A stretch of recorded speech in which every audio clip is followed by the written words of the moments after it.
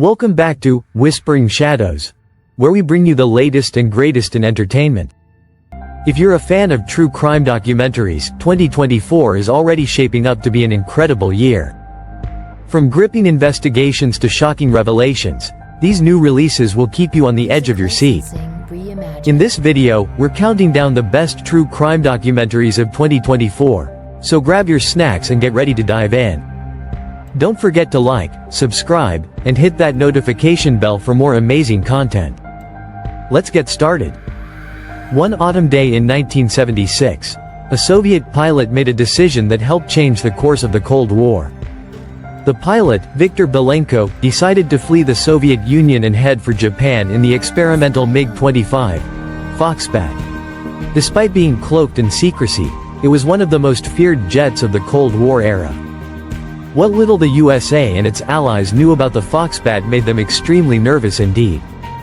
Belenko's defection not only provided the West with an invaluable intelligence windfall but also marked a significant propaganda victory in the intense geopolitical rivalry of the time. His actions exposed the true capabilities and limitations of the Foxbat, altering the strategic calculations of the United States and its allies. Four famous mysteries in United States history: the awful Vermont monster that inspired Lovecraft, Viktor Belenko flying away with the Foxbat. The McCoy and Gurevich MiG-25 Foxbat appeared to be a technological marvel when the Americans first got wind of it in the 1960s.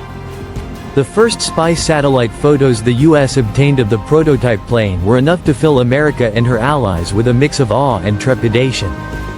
They showed a massive Soviet plane that appeared to be an interceptor with engine intakes the size of small cars as well as almost comically long wings.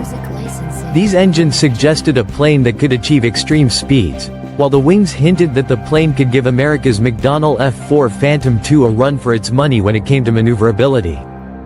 When the Soviets unveiled the plane to the public in 1967, full-blown panic set in at the Pentagon. The Soviets had built a monster to rival America's beloved superplane, the Mach 3.2 Lockheed State Route 71. The two modified MiG-25 prototypes, the Yi-155R, Reconnaissance, and Yi-155P, Interceptor, set 29 records in the speed, altitude, and time to climb categories. The planes could hit 1,852 miles per hour, climb 98.425 feet in under 4 seconds, and hit an altitude of 123,520 feet. America and her allies were worried that the interceptor variant would be able to shoot down their Blackbird spy plane and take out their heavy bombers like fish in a barrel. Meanwhile, the reconnaissance variant posed a significant threat due to its capability to gather critical intelligence while flying at altitudes and speeds beyond the reach of most contemporary interceptors and surface-to-air missiles. If their intelligence was correct, the Foxbat had the potential to effectively challenge America's air superiority, particularly in Europe and the Middle East. Viktor Belenko, Viktor Ivanovich Belenko, was born on February 15, 1947. Born and raised in the Soviet city of Nalchik as a young man, he chose to pursue an aviation career, graduating from the prestigious Soviet Air Force Academy. Belenko became a pilot for the Soviet Air Defense Forces, where he was entrusted with flying the MiG-25 Foxbat. As a lieutenant, he was stationed at Chugaevka Air Base in the Russian Far East. Despite his successful career, Belenko eventually grew disillusioned with the Soviet regime. The restrictive political environment, combined with a lack of personal freedoms and economic hardships, contributed to his growing dissatisfaction. This sense of disenchantment played a crucial role in his eventual decision to defect to the West. Defecting to the West on September 6, 1976, Viktor Belenko took off from Chugaevka Air Base, around 190 kilometers, 120 miles, from Vladivostok, along with several other pilots, on a training flight. At first, he followed the flight plan he had been given but then began to climb sharply before descending rapidly and heading for open water.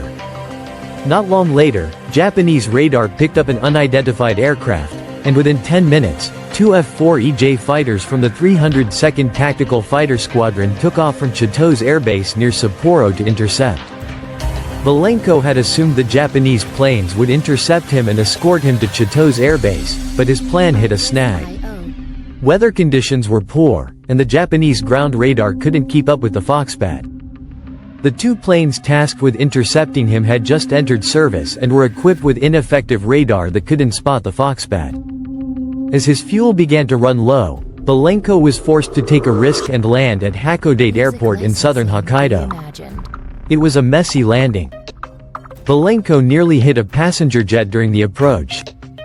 The runway was too short, and despite deploying the drogue parachute, the aircraft overran the runway by 240 meters, 790 feet, and lost its front tire. It had nearly crashed into the airport's localizer antenna. Upon leaving the jet, Belenko found that he had been surrounded by airport workers and curious locals who had gathered to take a look at the strange foreign plane. He was forced to fire his service pistol into the air to try and disperse them. The police arrived around 2:10 p.m., shutting down the airport. Unsurprisingly, Belenko was promptly arrested. He was charged with violating Japanese airspace as well as firearms offenses. During his police interviews, he asked for asylum in the U.S. The Soviets demanded an interview with him, claiming he had simply gotten lost, and the Japanese were drugging him.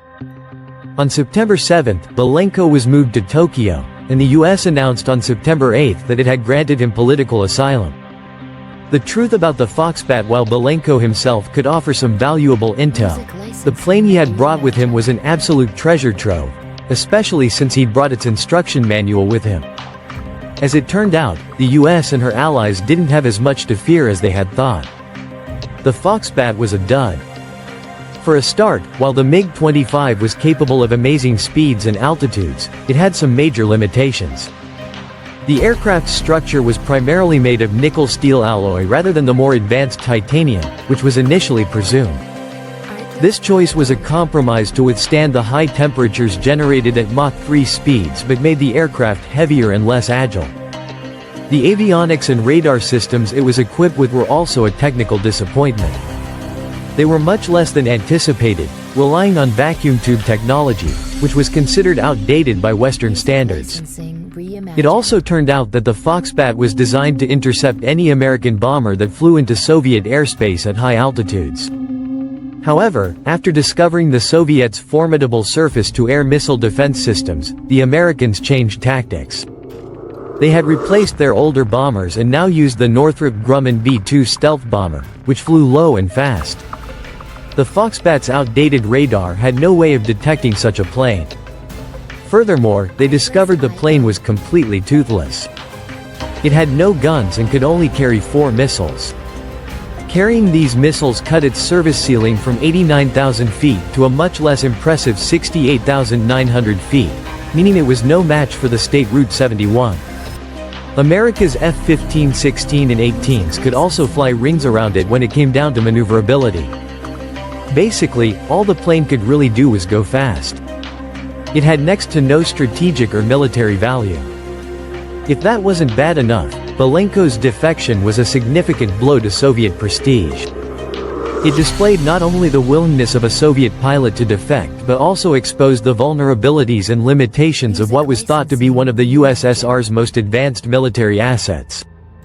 The event was a propaganda victory for the West, highlighting the technological and ideological superiority of the United States and its allies.